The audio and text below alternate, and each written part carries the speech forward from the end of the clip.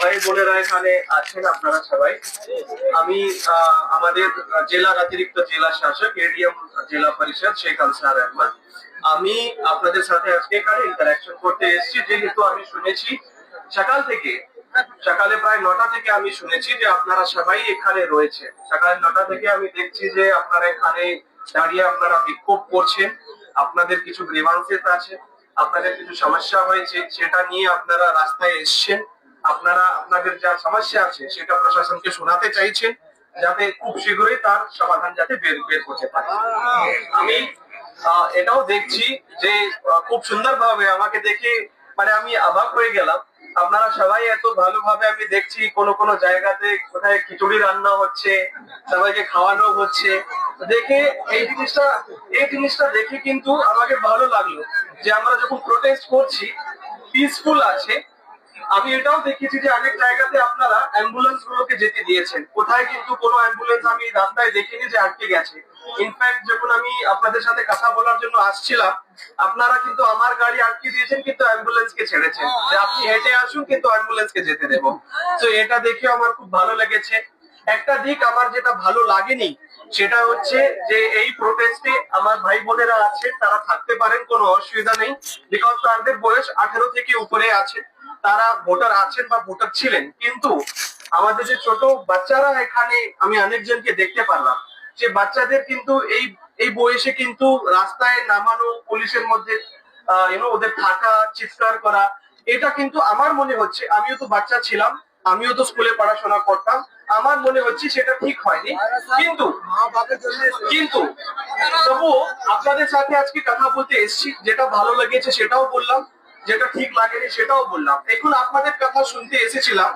আমাকে এখানে আমাদের অ্যাডিশনাল এসপি সাহেব আছেন, আইসি সাহেব আছেন, সকাল থেকে আমাদের বিডিও সাহেব রয়েছেন, আমাদের একজন ডেপুটি কালেক্টরও আপনাদের সাথে কথা বলতে এসেছিলেন।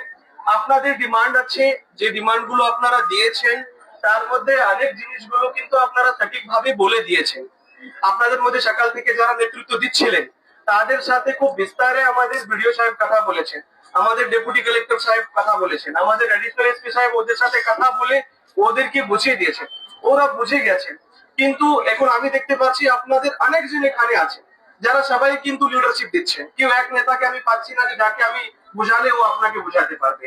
এখন প্রত্যেকের সাথে কিন্তু আমি কথা বলতে পারবো না, সেটা আমার পক্ষে সম্ভব না যে আমি এখানে যা 1000-2000 মানুষ এখানে জমা হয়েছে সবার সাথে কিন্তু আমি কথা বলতে পারবো না। কিন্তু আমি এক দুটো জিনিস এখান থেকে আপনাদেরকে বলে যেতে পারি। আপনারা যা দাবিগুলো করছেন, সকাল থেকে আপনারা পিসফুলি প্রোটেস্ট করছেন, আপনাদের কিছু দাবিগুলো রয়েছেন, সে দাবিগুলো আমি শুনলাম। সে দাবিগুলোর মধ্যে আপনাদেরকে জাস্ট এক দুটো জিনিস আমি জাস্ট আমার প্রশাসনের পক্ষ থেকে জাস্ট বলে দিতে চাই।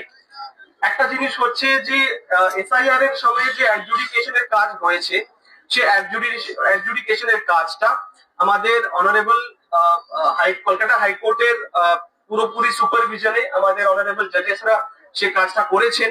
সে কাজের সময় হয়তো যখন ওরা কাজ করছিলেন সে সময় ওদের কাছে যা তথ্য ছিল সে সময়, সে তথ্যগুলো ওরা দেখে তারপরে ওরা একটা ডিসিশন নিয়েছেন, অ্যাডজুডিকেশন করেছেন। তার মধ্যে আমরা দেখতে পাচ্ছি কিছু কিছু বুথে অনেক লোকের নাম আছে, অনেক লোকের নাম কিন্তু বাদও গিয়েছে। এখন আমাদেরকে যেটা করতে হবে যে এই রকম সিচুয়েশনে যখন আমরা এখানে দাঁড়িয়ে আছি, আমাদেরকে এখন সলিউশনের চিন্তা ভাবনা করতে হবে। সমস্যা হয়েছে, সমস্যা আমরাও জানি, সমস্যা হচ্ছে, সমস্যা আপনারাও জানেন। আমরাও সকাল থেকে আপনাদের জন্য পুরোপুরি, আমি এখানে ছিলাম না কিন্তু সবসময় আমি ফোনে, আমি আমাদের জেলা শাসক মহাশয়, এসপি স্যার, সবাই কিন্তু সকাল থেকে আপনাদের খোঁজ খবর নিচ্ছেন। তো এটা নেই যে আমি এক্ষুনি এসছি মানে আমি এক্ষুনি এই সমস্যায় ঢুকছি। আমরা সমস্যা বুঝি, আমরাও আপনাদের জন্য আছি, প্রশাসন আপনাদের জন্যই আছে, মানুষের জন্যই আছে। এখন এই যে সমস্যাটা হয়েছে এটার সুরাহা করার জন্য আমাদেরকে ভাবতে হবে। প্রশ্নের ব্যাপারটা, সমস্যার ব্যাপারটা যদি আমি চিন্তা ভাবনা করি, সলিউশন কিন্তু আমরা পাবো না। আমাদেরকে সলিউশনের চিন্তা ভাবনা করতে হবে। এখন সলিউশন যেটা হচ্ছে, আপনাদের কাছে দুটো সলিউশন আছে। একটা সলিউশন হচ্ছে আমার ভোটার তালিকা থেকে নাম বাদ গিয়েছে, আমি কি করব। আমাদের জন্য মাননীয় সুপ্রিম কোর্টই বলে দিয়েছেন যে যাদের নাম বাদ যাবে তাদের যদি ওটা নিয়ে কোনো গ্রিভান্স থাকে, অবজেকশন থাকে, তাহলে ওরা ট্রিব্যুনালের কাছে গিয়ে সেটা দিতে পারবে। তার জন্য একজন বিচারপতিকে নিয়োগ করা হয়েছে। খুব শীঘ্রই সেই কাজটা শুরু হয়ে যাবে। সেই কাজটা শুরু হওয়ার আগে আপনাদেরকে যেটা করতে হবে, সে আপিলটা খুব তাড়াতাড়ি আপনাদেরকে ফাইল করতে হবে। সে ফাইল করার জন্য আমরা যেটা করেছি, আপনাদের প্রত্যেকটা গ্রাম পঞ্চায়েত লেভেলে আমাদের জিপি স্টাফদেরকে বলে দিয়েছি, সেখানে যদি বাংলা সহায়তা কেন্দ্র থাকে বিএসকে তে গিয়ে আপনারা সেই আবেদনটা করতে পারবেন। আপনারা সেই আবেদনটা কোনো সাইবার ক্যাফেতে গিয়েও করতে পারবেন। অনেক ভাই বোনদের কাছে আমি দেখতে পাচ্ছি যে ফোন রয়েছে, আপনারা নিজের ফোন থেকেও করতে পারবেন।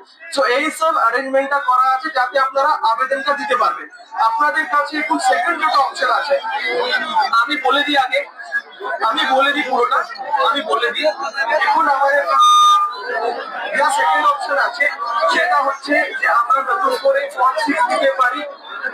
এই ফর্ম 6টা দিয়ে তার ইয়ারও দেখবে, এই আরো তার ইনকোয়ারি করবে, বিএলও ইনকোয়ারি হবে, বিএলও ইনকোয়ারির পরে যা সিদ্ধান্ত হবে সেটা জানানো হবে। বিকজ আমি দেখতে পাচ্ছি অনেকজন আপনাদের মধ্যে রয়েছেন যাদের পরিবারের কেউ না কেউ কিন্তু ভোটার তালিকাতে আছে।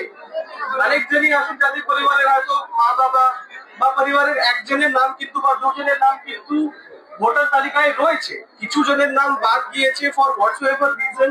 আমরা সেটা জানার চেষ্টা করব। আমাদেরকে যেটা এখন করতে হবে, আমাদের কাছে বেশি সময় নেই, আমাদেরকে ইমিডিয়েটলি কিন্তু আপিল ফাইল করতে হবে। আজকে আপনারা এখানে দাঁড়িয়ে আছেন, আমরা আপনাদের সাথে কথা বলছি, কিন্তু আপনাদেরকে এটাও বলে দিই যে এই যে আপনারা আজকে ডেমোক্রেটিক্যালি প্রোটেস্ট করছেন, এর জেরে কিন্তু সলিউশনটা আসবে না। সলিউশন আসবে, আমাদেরকে যা উপায় দেওয়া হয়েছে সেদিকে আমাদেরকে এগোতে হবে। এই এই এর জন্য প্রশাসনের পক্ষ থেকে যে কোনো সলিউশন, যে কোনো সহযোগিতা, যে কোনো অ্যাসিস্ট্যান্স বা হেল্প আপনাদেরকে লাগবে, প্রয়োজন হবে, তার জন্য আমরা আপনাদের জন্য আছি।